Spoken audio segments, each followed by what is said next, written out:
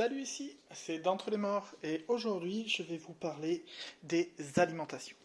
Les alimentations pour ordinateur, il y en a tout un tas. On se pose souvent plein de questions dessus et on finit par prendre la première qui passe et qui semble plus ou moins adaptée sans vraiment y comprendre grand-chose. Il faut bien comprendre que l'alimentation électrique d'un PC, c'est ce qui va lui permettre de fonctionner tout du long de sa vie. Du coup, son temps de fonctionnement est le plus grand de l'ordinateur. Une alimentation n'est quasiment jamais éteinte entièrement, elle est soit en veille, soit en fonctionnement globalement. Ces alimentations, il en existe tout un tas de sortes. Celle que je vais vous présenter aujourd'hui, c'est la Corsair 750 watts, modulaire, 80 plus, gold. Alors, ça vous dit sans doute pas grand chose comme ça, mais déjà, commençons par la puissance, 750 watts. Aujourd'hui, les ordinateurs sont très alimentés au-delà de ce qu'ils ont besoin. On va privilégier des standards à 850, 750, etc. Ce qu'il faut savoir, c'est que tout cela, c'est pas vraiment nécessaire. En vérité, une alimentation de 500 watts, 550, 600 serait suffisante, à part si on a des très grosses cartes graphiques. Et oui, parce que l'élément qui consomme le plus dans l'ordinateur, c'est la carte graphique. Donc, si vous avez des grosses cartes graphiques type 380 Ti, 3090 également de chez Nvidia, ou les 6800 et 6900X que vous avez chez AMD, effectivement, 800-850 watts peut être justifié. Et encore, je suis un petit peu sceptique. Mais bon. Donc, l'intérêt d'avoir une grosse alimentation, c'est de se dire que de toute façon, c'est pas grave, votre PC peut produire plus d'énergie si c'est demandé par les éléments, et vous serez tranquille. Donc moi j'ai fait le choix de la 750 parce que mon PC ne va pas avoir une énorme carte graphique, vu le prix des cartes graphiques actuelles, j'ai préféré conserver ma 1060, et puis j'achèterai plus tard une carte graphique quand j'aurai le budget. Donc 750 watts, c'est largement suffisant pour alimenter tout l'ordinateur.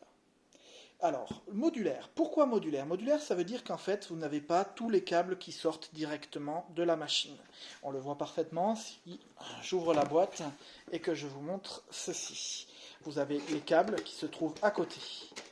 Pourquoi c'est intéressant?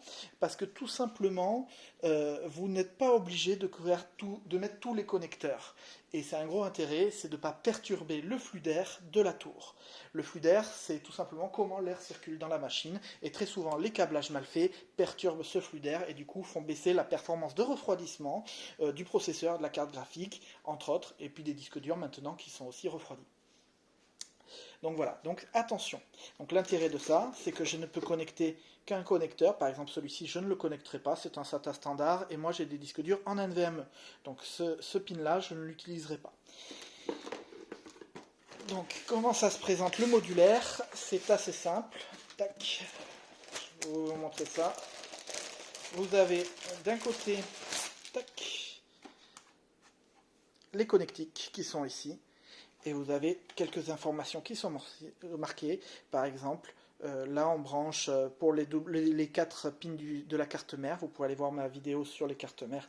Vous comprendrez peut-être un petit peu plus. Là vous avez pour les périphériques SATA. Là c'est pour le branchement général, etc. D'autres pour les périph et d'autres pour les CPU ou des GPU. Voilà. Donc c'est comme ça. On branche le câble dont on a besoin juste ici et sur le reste. Ensuite, je vous ai dit que c'était une norme 80 plus Gold. Alors, qu'est-ce que c'est que ça? C'est des normes, en fait, sur la durée de vie de votre alim. Vous avez le petit macaron ici. La norme 80, c'est la norme de durée de vie des alimentations. Il faut absolument qu'elle soit marquée sur le boîtier, sinon, c'est qu'elle n'est pas aux normes. Gold, c'est un indicateur de performance. Vous commencez à bronze et finit à platinium. Donc évidemment, bronze, argent, silver, gold et platinum. Donc moi c'est du gold. Pourquoi gold? C'est largement suffisant. L'écart de prix pour passer sur du platinum n'est pas justifié technologiquement, réellement sur ce genre de choses.